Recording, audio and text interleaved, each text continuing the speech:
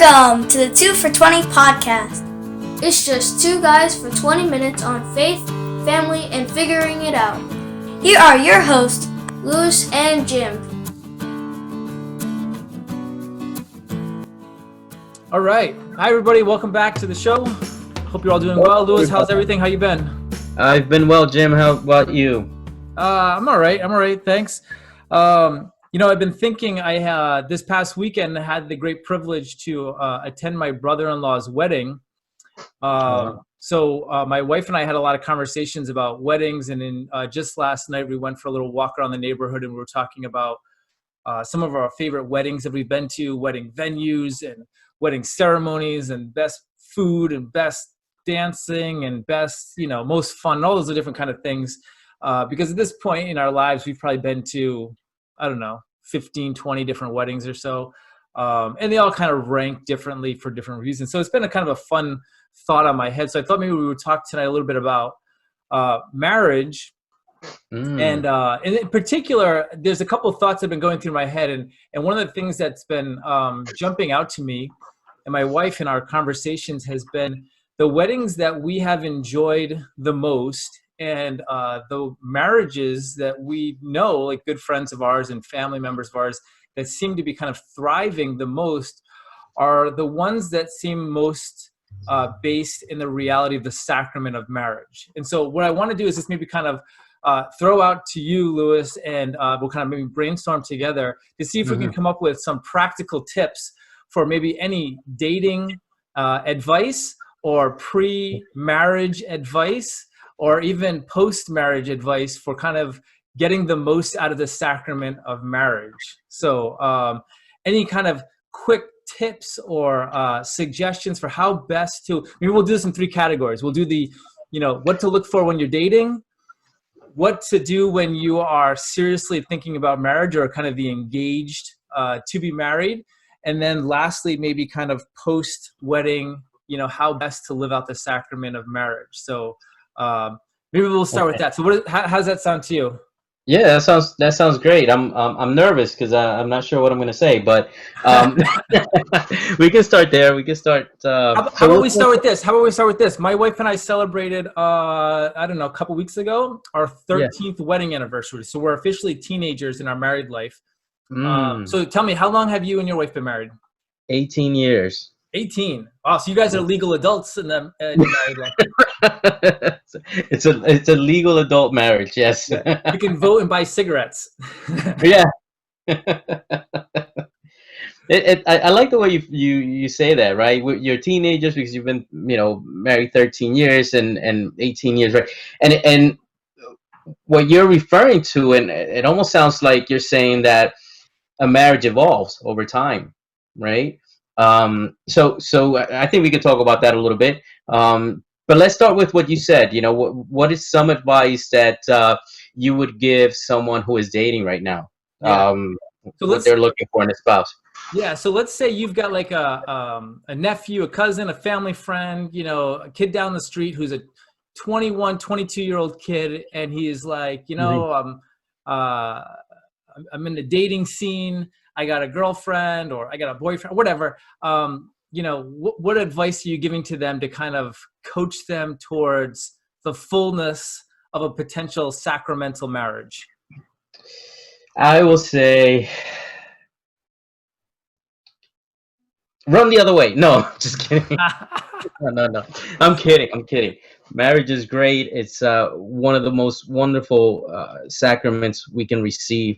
I would, I think about my nephews, and my young friends who are now in the dating scene and are looking for that significant other or that person that they're going to spend the rest of their lives with, right? And I think the most important thing that I would tell them to look for is make sure that the person you're with loves God like you love God. I think everything begins with that, right? If we don't have God first, we have no chance for anything, right? Everybody enters marriage and says, oh, it's going to be great and you're going to live happily ever after. And, the fact is that marriage is a lot of work, right? Marriage is a lot of work. And, marriage is a sacrifice. We can see it that way too. And it takes work. It evolves, as we said earlier. So I think the first advice would be, make sure you have a foundation in Christ. Make sure you have a foundation, and that person you're looking for loves God like you love God, and are willing to abide by, the teachings of the church. So I would start there. I don't know about you. What would you say? Yeah, no, I like that because I was thinking something similar. I was thinking that, a piece of advice that I got when I was not even dating, but I think it was like late high school time frame, somewhere in that, I was discerning a possible vocation to the priesthood. And a piece of advice that I got from somebody, maybe it was a priest or somebody else, I can't remember who it was, said something to the effect of, don't pray for, your vocation to the priesthood, or even you pray for your vocation to like find the right girl to marry, but pray that you might do God's will. Right. And Hmm. so it's like you're continually seeking, like, Lord, just let me do your will. Like, Lord, let me seek after your will. You're putting a certain amount of trust and confidence in God that he has planned for you the greatest good possible in this world. Hmm. So if that's a vocation to the priesthood or to religious life, then that's the greatest good that's going to bring about the greatest joy in this world possible for you to fulfill his holy will. And if it's married life, then he's going to bring about into your life that person who, I think that you said great, which is that person who shares that desire for holiness, that person who shares kind of a godly faith. And I think the two of you combined can recognize in each other, not just like an attraction to one another, like, oh, she's really cute, he's really good looking, he's funny, she's nice, whatever. But you recognize kind of like your eyes both look up to heaven, and that becomes really attractive.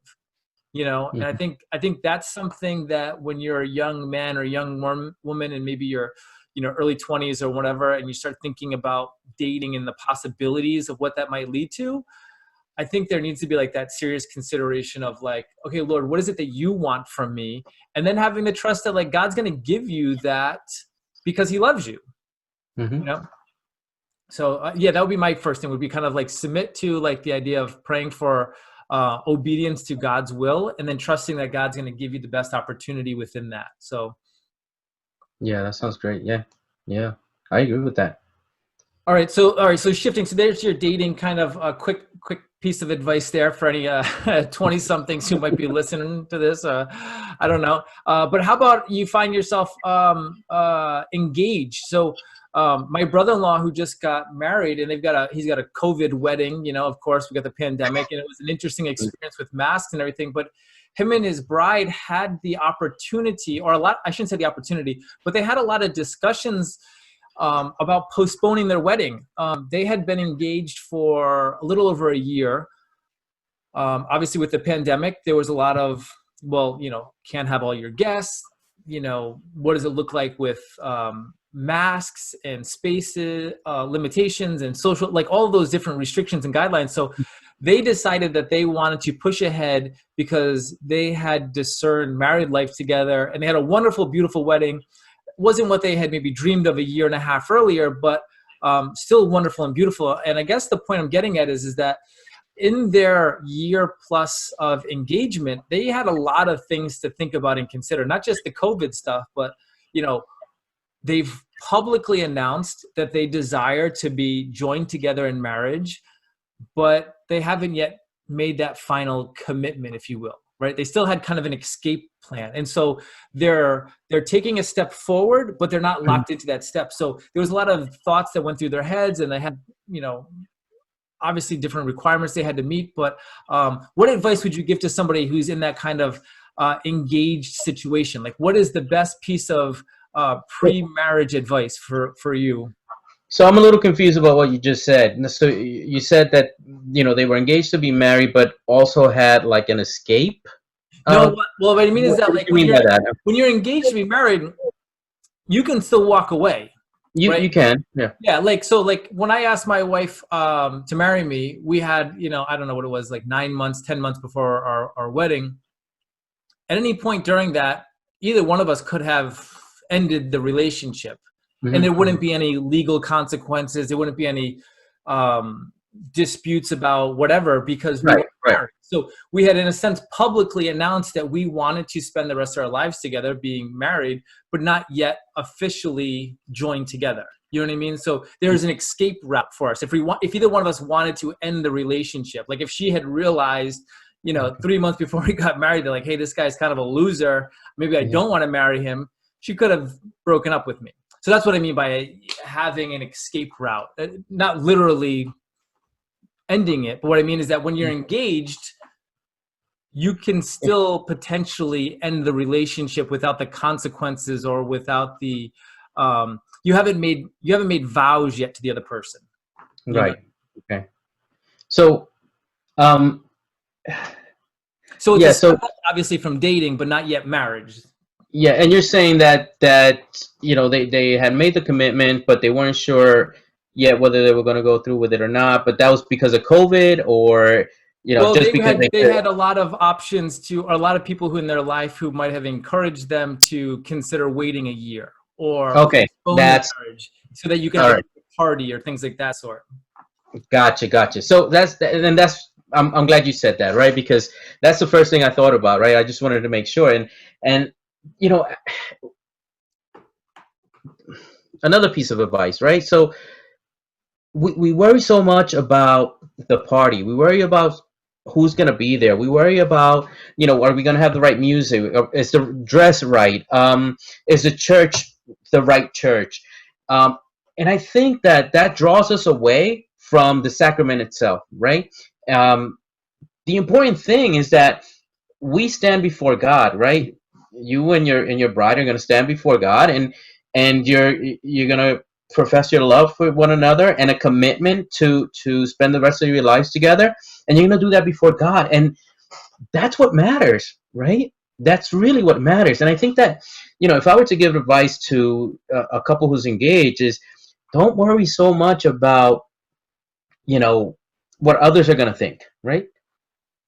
Fulfill the sacrament, understand what the sacrament is, and go from that, because when you do that, not only do you have a foundation in Christ and in God, your marriage will start, in the right foot, but you understand that, this is more about than just, my family or your family, a dress or the music. This is bigger than all that, and as a society, we see that, you have all these bride magazines, even like, wedding shows on cable TV now and all that.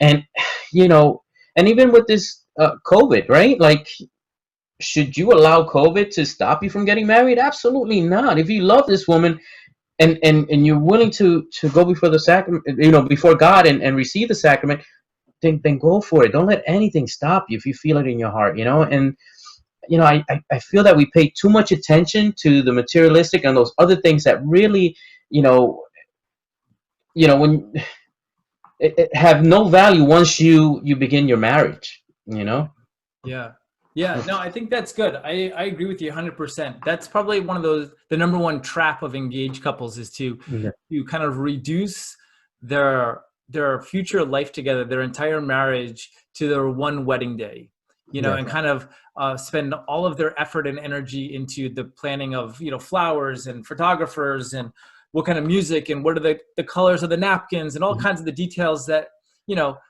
days after the event, all of your guests have forgotten about because, whatever, who cares about that, So, enjoy the event, celebrate. That's great. My brother-in-law's wedding was gorgeous. The venue was fantastic. The food was great.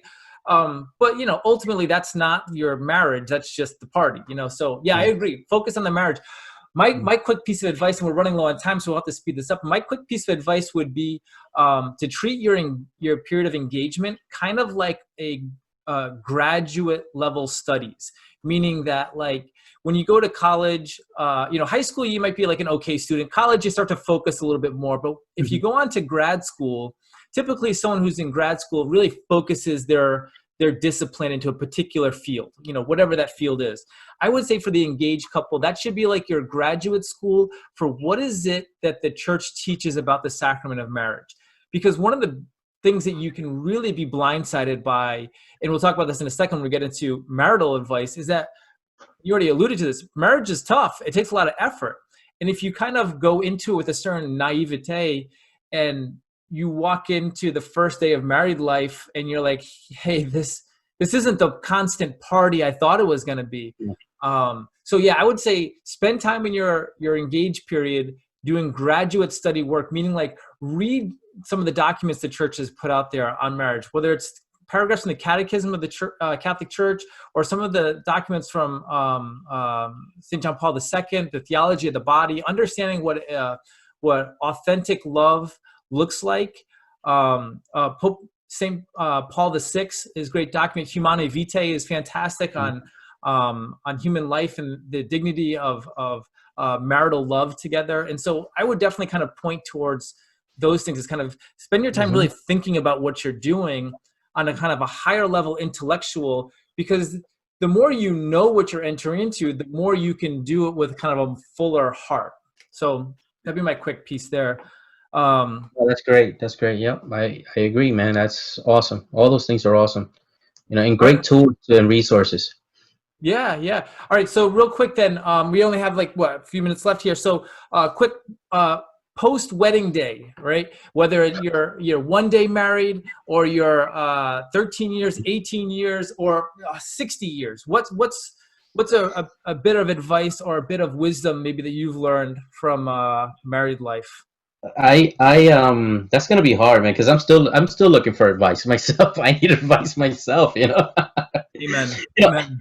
Just going back to that notion that a marriage evolves over time. But if I had to give one piece of advice, is not to go to sleep angry, right? To learn to forgive each other, right? To understand and to remember that if you made this commitment before God to be with one another for the rest of your lives, that there's really no offense that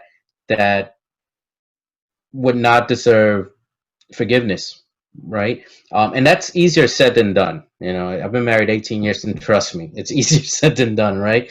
But I think that if you can forgive yourself, if you can forgive each other for the little things, once the more difficult and harder things to forgive come into your marriage, it would be a little bit easier to do that. So I would say learn to forgive each other, because you are going to get on each other's nerves. You are going to, it's not going to be happily ever after, every day. You know what I mean? So yeah, that would be my advice. Just learn to forgive each other. Yeah. It reminds me of something. Scott Hahn, of course, Scott Hahn being a great, theologian, writer, speaker, everything. He's fantastic. But he said something in a talk I remember once, and this is how bad my memory is, and this is why my marriage is still very much needing of growth, because he said in a talk something like, I remember it being 4 things that you should say to your spouse every day. And it was every day say, I love you. Every day say, thank you.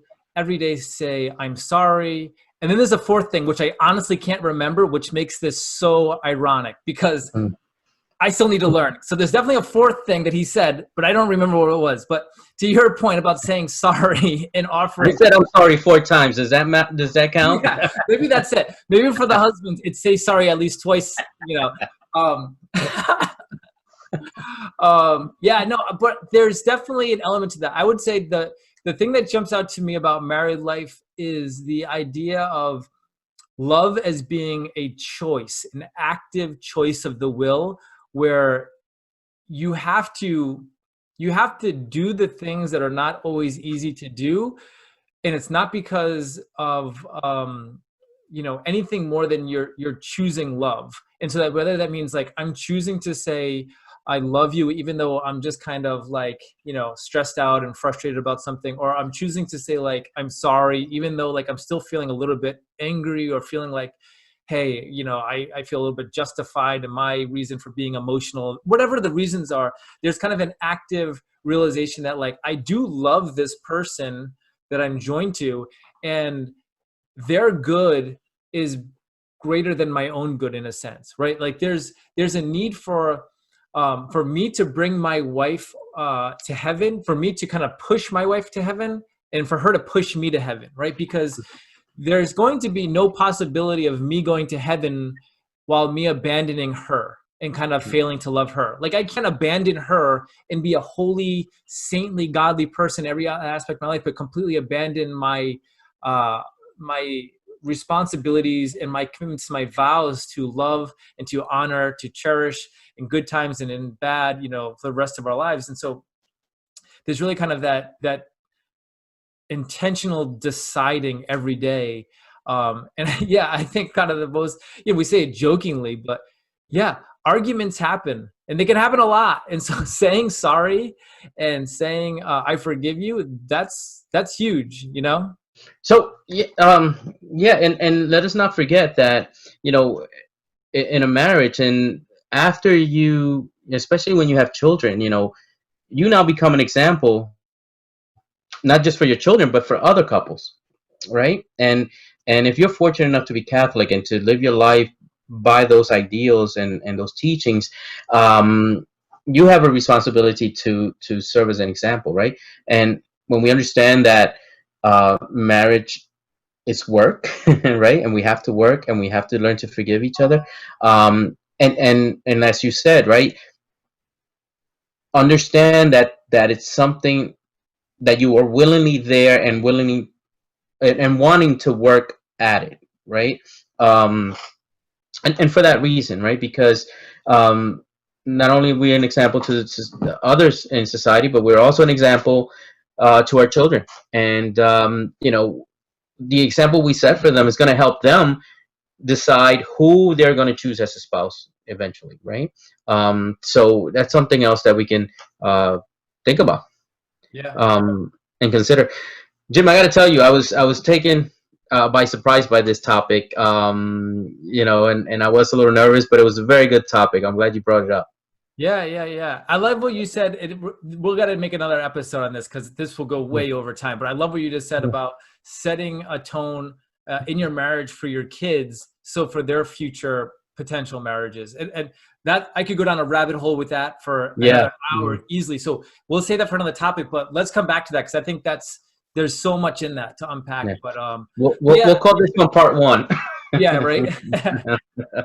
Well, this is good. Thanks for listening, everyone. Hopefully any single people who are dating or engaged couples or marriage couples, maybe there's a little nugget of something in here, some mediocre to average to potentially even decent advice that we gave to you tonight. So but thanks for listening, and we'll hope to see you back next week. See you, everybody. Thanks for listening. Go kiss your spouse. Bye-bye. And say sorry. And say sorry. Thanks for listening. Thanks for listening. If you enjoyed this, make sure to share with a friend. See you next time. Bye. God bless.